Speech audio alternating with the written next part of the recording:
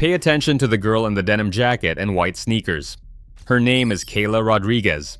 She's 19 years old, a sophomore at Columbus State Community College. She's walking through the Polaris Fashion Place mall in Columbus, Ohio, her phone in her hand, smiling at the screen. It's 2:47 p.m. on a Saturday afternoon in late March 2024. The mall is crowded with weekend shoppers. Kayla stops near the food court, still looking at her phone, still smiling. Now, pay attention to the man approaching from her left. He's tall, well-dressed in dark jeans and a fitted black jacket. He's carrying a small gift bag. He walks directly toward her. When he reaches her, she looks up. Her smile widens. They embrace. He hands her the gift bag. She opens it, pulls out something small. Jewelry, perhaps. She hugs him again. Within 6 hours, Kayla Rodriguez would disappear completely. Within 3 days, investigators would discover she wasn't the first. This was not a date. It was a carefully orchestrated trap.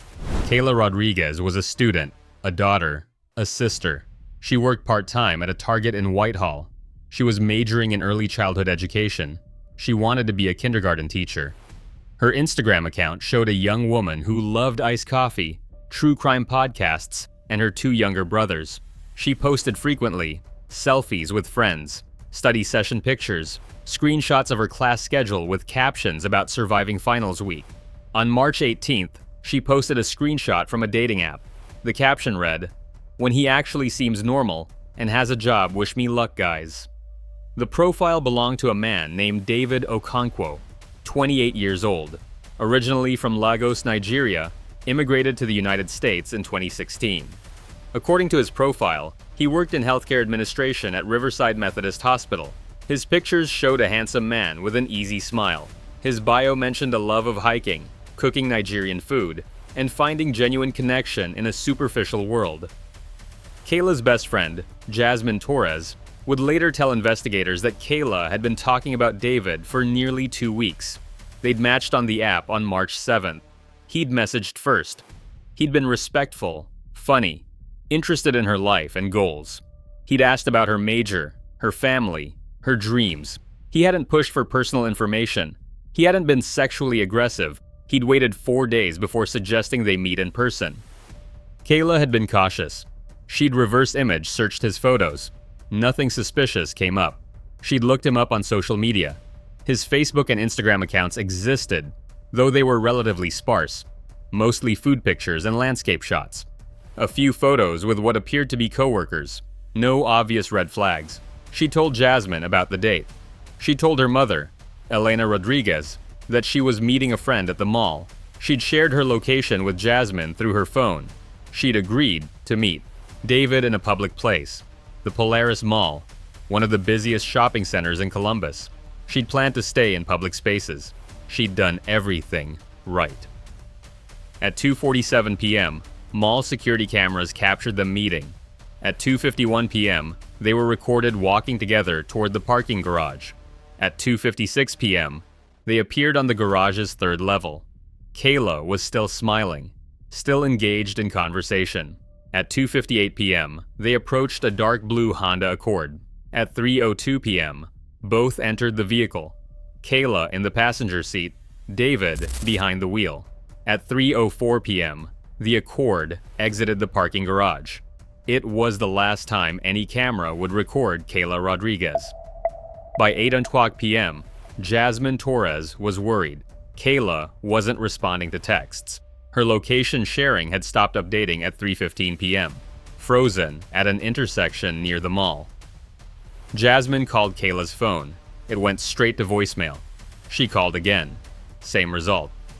At 9:30 p.m., Jasmine called Elena Rodriguez. Elena tried Kayla's phone. No answer. Elena was not yet panicking. Kayla was 19. Maybe her phone had died. Maybe she'd lost track of time. But Elena Rodriguez knew her daughter. Kayla always checked in. Always. By 11:00 p.m., Elena called the Columbus Police Department to report her daughter missing. The initial response was measured. Kayla was an adult. She'd been gone less than 12 hours. She'd told her mother she was meeting a friend. There was no immediate evidence of foul play. Officers took a report. They advised Elena to keep trying to reach her daughter. They said to call back if she didn't return by morning. Elena Rodriguez didn't sleep that night. Sunday morning arrived. Kayla didn't. Elena called the police again. This time, she mentioned the dating app. She mentioned the man named David. She mentioned that Jasmine had screenshots of their conversations. Detective Marcus Freeman caught the case. Freeman was a 12-year veteran of the Columbus Police Department, assigned to the Missing Persons Unit. He'd worked dozens of missing person cases. He knew the statistics. He knew that the first 48 hours were critical. He also knew that most missing person cases involving adults resolved themselves. People came home. People were found safe. People had simply needed space or time. But something about this case felt wrong to Freeman. The location sharing that stopped suddenly, the phone that went dark, the dating app connection, the complete silence from a young woman who, according to her mother and friends, was responsible and communicative. Freeman obtained the screenshots from Jasmine Torres. The conversations between Kayla and David seemed normal at first glance. Friendly banter, questions about work and school, discussions about favorite foods and movies. But Freeman noticed patterns. David had never suggested they video chat. He'd never called her. All communication had remained within the app until they'd exchanged phone numbers 2 days before the meeting. Freeman ran the phone number David had given Kayla. It was a burner phone, purchased with cash at a CVS in Whitehall 3 weeks earlier. The number was no longer in service. The investigators pulled mall security footage. They confirmed Kayla had met a man matching David's profile pictures. They tracked the couple to the parking garage. They obtained the Honda Accord's license plate. The vehicle was registered to a David Okonkwo at an address in the Hilltop neighborhood of Columbus. At 4:30 p.m. on Sunday, March 24th, Detective Freeman and 4 other officers arrived at the Hilltop address. It was a small rental house on Westgate Avenue. A dark blue Honda Accord sat in the driveway. No one answered the door. Freeman obtained a search warrant based on exigent circumstances, a missing person last seen entering the vehicle at this address. By 8:00 p.m., officers entered the property. The house was neat, sparsely furnished. A small living room with a couch and television. A kitchen with minimal food supplies. 2 bedrooms. In the main bedroom, investigators found a laptop, 2 additional burner phones, and a folder containing printed pages, screenshots from various dating apps, 17 different profiles, all women, all ages 18 to 23, all living in Ohio. Kayla Rodriguez was number 17. David Okonkwo was not at the house. The Honda Accord in the driveway was empty, but in the trunk, forensic technicians found a small leather keychain with the letter K attached. Elena Rodriguez confirmed it was Kayla's. She'd bought it for her daughter's birthday the previous November. The search for Kayla Rodriguez became a manhunt for David Okonkwo. Freeman coordinated with federal authorities.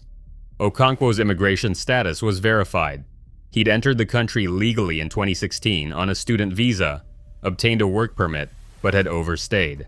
His employment at Riverside Methodist Hospital was fabricated. No one by that name worked there, or had ever worked there. His real name was David Chibweze. He was 34 years old. He'd been living in the United States for 8 years, moving between Ohio, Pennsylvania, and Michigan. He had a criminal record, 2 arrests for fraud, 1 for identity theft, all resulting in probation. Digital forensic analysts examined the laptop. The device contained multiple dating app accounts under various names, fabricated employment histories, stock photos downloaded from modeling websites. Chibweze had been running at least 6 active profiles simultaneously, conversing with dozens of women across Ohio. The laptop also contained a folder labeled Archive. Inside were photographs, 16 different women.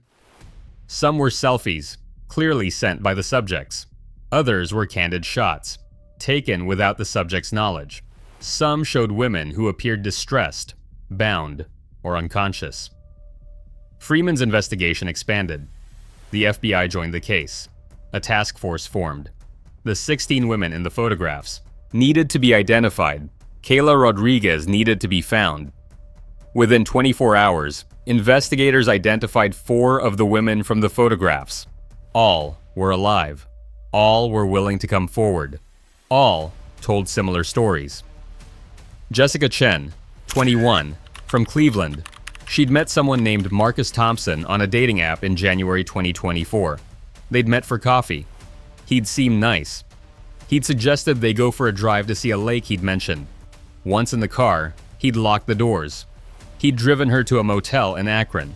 He'd held her there for 6 hours, assaulting her, taking photographs. He'd threatened to kill her family if she went to police. He'd eventually driven her back to Cleveland and dropped her off. She'd been too terrified to report it. Brianna Washington, 19, from Dayton. Similar story, dating app, nice guy, suggested a drive, motel room, assault, threats, released after several hours, too afraid to report. Sarah Kim, 20, from Cincinnati. Same pattern, dating app. David Lee was his name that time. Drive to a storage unit facility, assault, photographs, threats about her younger sister if she told anyone, released, traumatized, silent. Mia Foster, 22, from Toledo. Identical pattern, dating app. Seemed respectful. Got in his car. Driven to an abandoned warehouse. 6 hours of horror. Released with threats. Didn't report. 4 women. 4 assaults. 4 victims who'd been too frightened to come forward. The pattern was clear. Chibueze would establish trust online. He'd meet victims in public places to lower their guard. He'd suggest going somewhere together. Once he had them in his vehicle, he was in control. But Kayla Rodriguez had been missing for 4 days now. The previous victims had been released within hours. Kayla had not been released. The FBI put out a national alert for David Chibueze. His photograph was distributed to law enforcement across the country. Tips began coming in. He'd been spotted in Cleveland. No, in Pittsburgh. Someone thought they saw him at a gas station in Indiana. Every lead was chased down. Every tip investigated. On March 28th, 5 days after Kayla's disappearance, a break came. A traffic camera in Youngstown, Ohio, captured the Honda Accord running a red light at 2:14 a.m. The vehicle was heading east. Additional traffic cameras tracked it to the Pennsylvania border. Pennsylvania State Police were alerted. The vehicle was flagged in their system. Every trooper in western Pennsylvania was looking for a dark blue Honda Accord with Ohio plates. At 7:45 a.m. on March 29th, a state trooper spotted the Accord at a rest stop outside of Mercer, Pennsylvania. The trooper called for backup. Within minutes, 4 patrol vehicles surrounded the Honda. David Chibueze was in the driver's seat. He was alone. Officers ordered him out of the vehicle. He complied. He was calm, unhurried. He did not resist. He was placed in handcuffs and read his rights. The Honda Accord was searched. In the trunk, officers found a duffel bag containing rope, duct tape, zip ties, and a knife. They found a prepaid credit card. They found another burner phone. They did not find Kayla Rodriguez. Chibueze was transported to the Pennsylvania State Police barracks. Detective Freeman was notified immediately. He and an FBI agent drove to Pennsylvania. The interrogation began at 2 p.m. Chibueze said nothing. He was shown the evidence from his house. The photographs, the dating app profiles, the keychain. He stared at the table. He was shown Kayla's picture. He showed no reaction. He was told that 4 women had come forward with assault allegations. He remained silent. Freeman explained that cooperation now could help him. Silence would not. The evidence was overwhelming. Multiple victims, physical evidence, digital evidence, interstate flight. Federal charges were coming. Kidnapping, assault, illegal border crossing. These were decades in prison, maybe life. Through his court-appointed attorney, Chibueze finally spoke. He wanted a deal.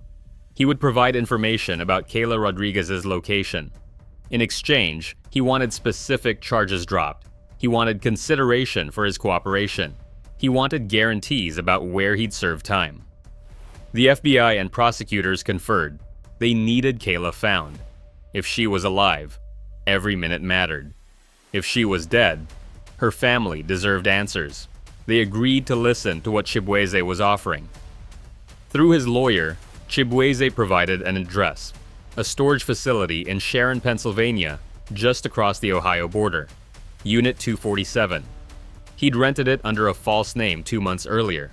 He said Kayla Rodriguez was there. At 6:15 p.m. on March 29th, police and FBI agents descended on the storage facility. The manager was contacted. Unit 247 was identified. Bolt cutters opened the lock. Inside the unit was a small camping tent. Inside the tent was Kayla Rodriguez. She was alive, barely. She was dehydrated, malnourished, suffering from hypothermia, despite the tent and sleeping bag. Her wrists showed ligature marks. She had multiple bruises and contusions. She was conscious, but barely responsive. She couldn't speak. An ambulance rushed her to UPMC Horizon Hospital. Doctors stabilized her. She'd been held in that storage unit for 6 days with minimal food and water. She'd been bound and gagged most of that time. The temperature in the unheated unit had dropped into the 30s at night, but she was alive. Kayla Rodriguez survived. Elena Rodriguez received the call at 7:30 p.m. Her daughter had been found. Her daughter was alive. Elena and Kayla's father, Miguel, drove immediately to Pennsylvania. They arrived at the hospital at midnight. Kayla was sedated, sleeping, but she was breathing. She was there. The investigation continued. With Chibueze in custody and Kayla safe, detectives worked to identify the remaining 12 women in the photographs. Over the next 2 weeks, 9 more victims came forward. All had similar stories. All had been assaulted. All had been threatened into silence. 3 women in the photographs were never identified. Investigators feared the worst, but had no bodies, no missing person reports that matched. The women remained Jane Does, their fates unknown. David Chibueze was charged with 18 counts across Ohio and Pennsylvania: kidnapping, sexual assault, false imprisonment, stalking, fraud, and immigration violations. The charges carried a combined sentence of 240 years to life. His trial began in October 2024 in Franklin County, Ohio. Kayla Rodriguez testified. So did Jessica Chen, Brianna Washington, Sarah Kim, and 6 other survivors. Their testimony was consistent, devastating, and credible. Chibueze's defense argued mental illness. They presented evidence of childhood trauma in Nigeria, abuse, poverty, witnessing violence. They argued he'd never received proper mental health treatment. They claimed diminished capacity. The prosecution acknowledged these factors.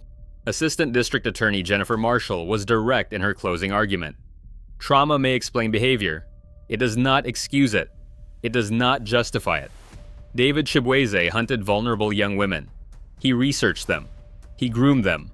He trapped them. He assaulted them. He threatened them. These are not the actions of someone who cannot distinguish right from wrong. These are the calculated actions of a predator. The jury deliberated for 9 hours. They returned guilty verdicts on all 18 counts. On December 12, 2024, David Chibueze was sentenced to life in prison without the possibility of parole. The judge recommended he serve his time in a federal supermax facility.